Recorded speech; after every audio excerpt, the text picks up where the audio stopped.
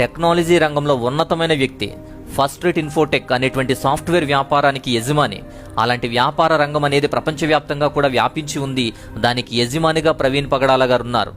ఒకటో రెండో సాఫ్ట్వేర్ కంపెనీలు ఉన్నాయి అని అందరూ అనుకుంటున్నారు. బట్ వివిధ దేశాల్లో 7 కంపెనీలు, మన ఇండియాలోనే ఆయనకు 2 సిటీల్లో 2 సాఫ్ట్వేర్ కంపెనీలు ఉన్నాయి. ఒకటి పూణే సిటీలో ఉంది, రెండోది హైదరాబాద్ సిటీలో ఉంది. 2 సాఫ్ట్వేర్ కంపెనీలు ఇండియాలో ఉన్నాయి. అలాగే అమెరికాలోని ఆర్లింగ్టన్ సిటీలో ఒక సాఫ్ట్వేర్ కంపెనీ, సింగపూర్లో ఉంది ఒక సాఫ్ట్వేర్ కంపెనీ, యూకే బర్మింగ్హామ్లో కూడా ఒక సాఫ్ట్వేర్ కంపెనీ ఉంది. అలాగే చిలీలో ఉన్న శాంటియాగోలో కూడా ఒక సాఫ్ట్వేర్ కంపెనీ, ఆఫ్ఘనిస్తాన్ కాబుల్ సిటీలో కూడా ఒక కంపెనీ.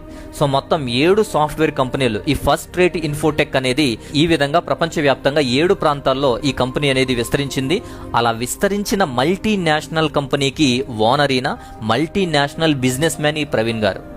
కోట్లాది రూపాయలతో బిజినెస్ ఉన్నా సరే ఈయన వేరే ఎవ్వరి నుంచి ఏమీ ఆశించకుండా ఆయనే అందరికీ హెల్ప్ చేస్తూ ఉంటారు. ఆయన కొన్ని అనాథాశ్రయాలకు లింక్ అయి ఉంటాడు. రెగ్యులర్గా వాటిని పోషిస్తాడు, రెగ్యులర్గా కొన్ని పంపిస్తూ ఉంటాడు.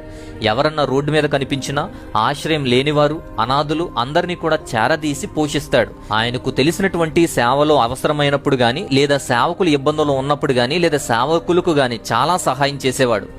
కోవిడ్ ఉన్నటువంటి టైంలో, కరోనా విజృంభిస్తున్నటువంటి సమయంలో కూడా అనేక మంది సేవకులను పోషించాడు ఈయనే.